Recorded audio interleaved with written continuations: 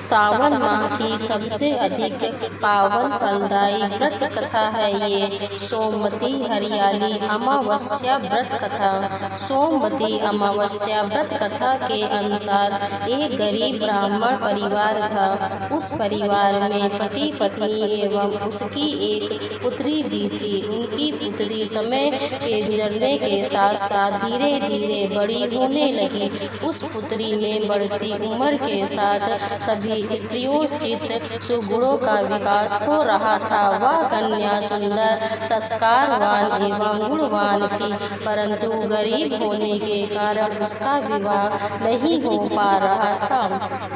एक दिन उस ब्राह्मण के घर एक साधु महाराज पधारे। साधु उस कन्या के सेवा भाव से अत्यधिक प्रसन्न हुए। कन्या को लंबी आयु का आशीर्वाद देते हुए साधु ने कहा कि इस कन्या के हाथ में विवाह योग रेखा नहीं है। तब ब्राह्मण दंपति ने साधु से इसका उपाय पूछा। कन्या ऐसा क्या करे कि उसके हाथ में विवाह योग बन जाए। साधु महाराज ने कुछ देर विचार करने के पश्चात अपनी अंतर्दृष्टि में ध्यान करके बताया कि कुछ ही दूरी पर एक गांव में सोना नाम की एक धोबिन महिला अपने बेटे और बहू के साथ रहती है, जो बहुत ही आचार विचार एवं संस्कार संपन्न तथा पतिपरायण है।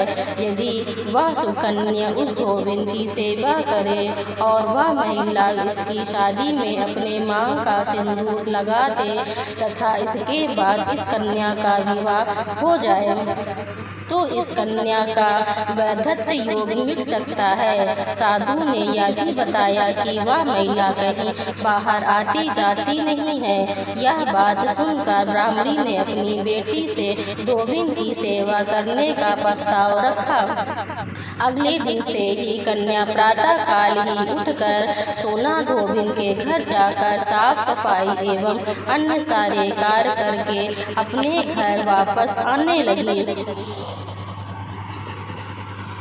एक दिन सोना धोबिन अपनी बहू से पूछती है कि तुम तो सुबह ही उठकर सारे काम कर लेती हो और पता भी नहीं चलता। बहू ने कहा, माँ जी, मैंने तो सोचा कि आप ही सुबह उठकर सारे काम खुद ही खत्म कर लेती हैं। मैं तो देर से उठती हूँ। यह सब जानकर दोनों सास बहू घर की निगरानी करने लगी कि कौन है जो सुबह ही घर का सारा काम करके चला जाता है। कई दिनों के बाद धोबिन ने देखा कि एक कन्या मुंह ढके अंधेरे में घर में आती है और सारे काम करने के बाद चली जाती है।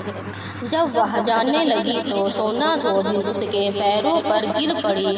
पूछने लगी कि आप कौन हैं और इस तरह छुपाकर मेरे घर की चाकरी क्यों करती हैं। तब कन्या ने साधु द्वारा कही गई सारी बात बताई।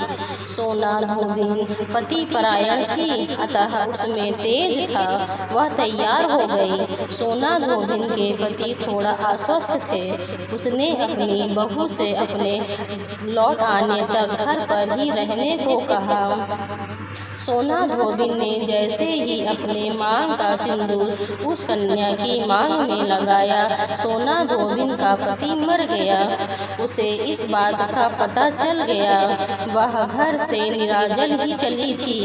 यह सोचकर कि रास्ते में कहीं पीपल का पेड़ मिलेगा तो उसे भंवरी देकर और उसकी परिक्रमा करके ही जल ग्रहण करेगी। उस दिन सोमवती अमावस्या थी। ब्राह्मण के घर मिले हुए पकवान की जगह उसने ईंट के टुकड़ों से 108 बार भंवरी देकर 108 बार पीपल के पेड़ की परिक्रमा की और उसके बाद जल ग्रहण किया। ऐसा करते ही उसके पति के मृत शरीर में वापस जान आ गई। धोबिन का पति फिर से जीवित हो उठा।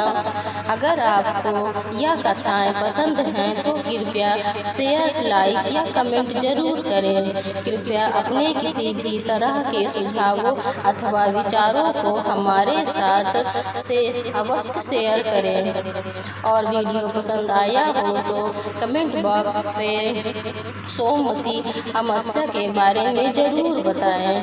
धन्यवाद।